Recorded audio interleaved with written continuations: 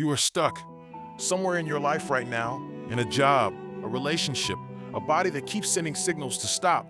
You keep swinging anyway, convinced one more round will fix what is already broken. Tonight, you'll watch a devoted student be paid to destroy the man who made him, and you will learn the exact cost of staying in a fight your body already begged you to leave.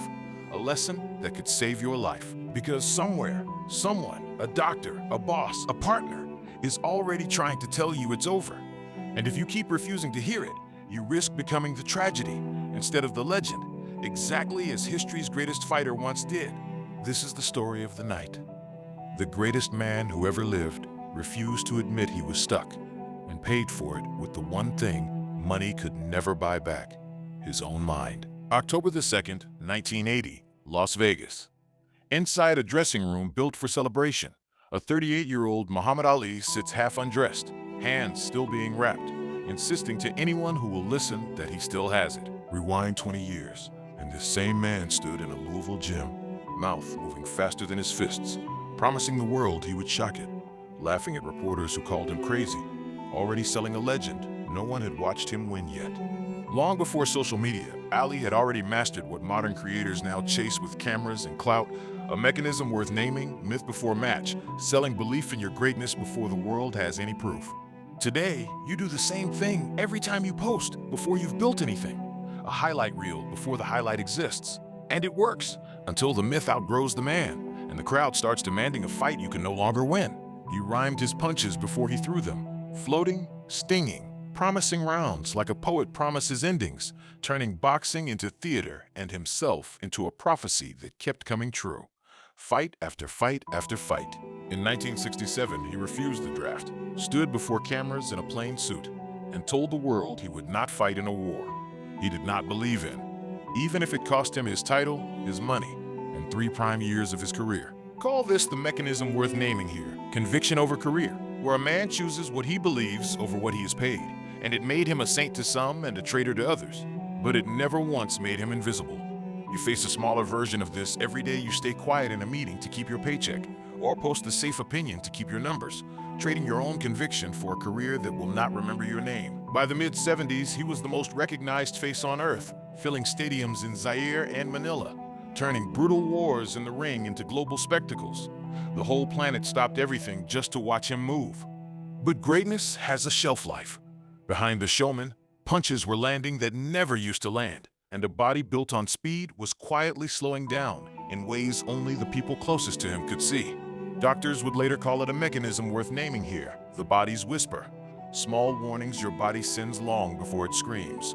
Warnings almost everyone is trained by ambition to ignore completely until it is far too late to matter. You know this whisper: the tiredness you push through, the burnout you call dedication, the chest pain you blame on stress. All the same signal Ali's own body was sending, quieter and quieter, before the night it finally screamed. He retired once, then returned, chasing one more night under the lights, telling himself and everyone around him that this comeback was different, that this time his body would keep the promise his mouth was making. Around him stood an entourage who needed him fighting more than he did, promoters who needed the gate more than his health, and a business built entirely on the myth continuing past its natural end. This is the mechanism at the center of tonight's story: the paycheck blindfold, where the people paid to protect you are the same people paid to keep you fighting, long after it stopped being safe. Your version might be a manager who praises your hustle while quietly burning you out, or a company that calls overtime dedication. Anyone financially rewarded every single time you ignore your own limits to keep the numbers looking good. Here's the mechanism to hold on to: the body's whisper always arrives before the paycheck blindfold wins. And if this channel helps you catch your own whispers before they scream, that is worth a subscription right now. None of that prepared him for the specific night this story is about.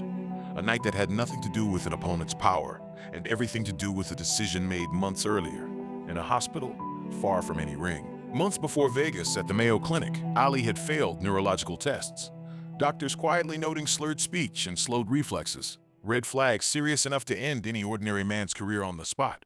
That afternoon, call this the mechanism worth naming here: the buried diagnosis, where inconvenient medical truth gets quietly buried under contracts already signed and a gate already promised to be worth millions of dollars to men who had already stopped asking whether he should fight at all. You have seen your own version, a company that buries a bad audit before a big announcement, a friend group that buries a hard truth to keep the party going. The same silence dressed in a different job title. Enter Larry Holmes, once Ali's own sparring partner, a young fighter who had spent years absorbing his hero's punches in gyms, learning rhythm and heart from the very man he would be paid to face. This is the mechanism worth naming next, the loyalty weapon, where the person who loves you most becomes the only one strong enough and paid enough to be the one who finally takes you down. You have felt a version of this too, the friend who finally tells you the truth no one else would say, the mentor who has to fire you to save the team. Love and damage arriving in the very same hand. On October the 2nd, in front of a sold-out MGM crowd, Holmes climbed through the ropes not to prove himself, but to carry out a job everyone around him had already decided was necessary. Round after round, Holmes could see his hero had nothing left. His legs gone, his reflexes gone, and still he had to keep throwing punches into a man who used to throw them back twice as fast. Witnesses would later describe a mechanism no boxing manual has a name for. Until now, the mercy punch. Blows deliberately softened by a man begging the corner, and eventually the referee, to please stop the fight. You do this too, softening the honest feedback because full honesty feels too cruel to deliver. Holding back the truth that would actually help someone, because kindness and cowardice can look identical from the outside. After the 10th round, Ali's own corner threw in the towel, ending the fight before Ali's body could be damaged any further. A mercy his own team had waited far too long and profited far too much to offer. In the dressing room afterward, Larry Holmes, the new champion, sat alone and cried, not from joy, but from the sickening weight of what he had just been paid to do to the man who taught him everything. The loyalty weapon had done exactly what it was built to do, and the tears in that dressing room were the receipt, proof that love and damage really can arrive in the very same fists. The anatomy of this failure was never really about Holmes or Vegas or a single bad night. It was about a mind trained since childhood to believe retreat was the only true form of defeat, worse even than losing. This is the mechanism at the root of it all, the last round lie, the belief that one more fight, one more push, one more try will finally prove what all the previous ones somehow failed to. You tell yourself this lie in smaller rooms, one more year at the job that is breaking you, one more attempt at the relationship that keeps hurting you, convinced the next round is the one that finally proves you right. He had spent 2 decades telling the world he was the greatest, and somewhere along the way, believing his own myth became more important than protecting the actual, quietly aging man, breathing underneath it, round after round. There is a phoenix strategy hidden inside this tragedy.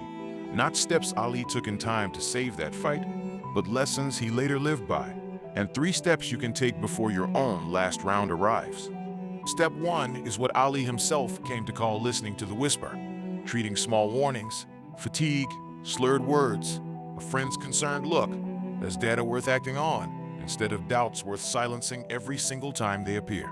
Step 2 is separating the myth from the man, asking honestly whether you are continuing for the mission you believe in or for an image you are terrified to let anyone see fall apart completely. Step 3 is auditing who profits from your refusal to stop. Because if the people closest to you make more money keeping you in the ring than they would helping you leave it, you are not getting honest advice. None of this makes Ali less great. If anything, it makes his greatness more human. Proof that even legends need a system for knowing when the fight in front of them is no longer worth fighting. Real mental toughness was never about ignoring the body's whisper. It was about having the strength to hear it and the humility to act on it before someone hands you the buried diagnosis and calls it loyalty. Build your own version of Ali's corner. One honest person with permission to throw in the towel on your behalf.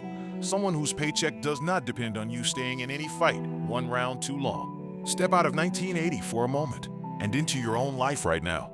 Because the exact same questions quietly waiting in that dressing room are the exact same questions waiting for you today, whether you answer them or not.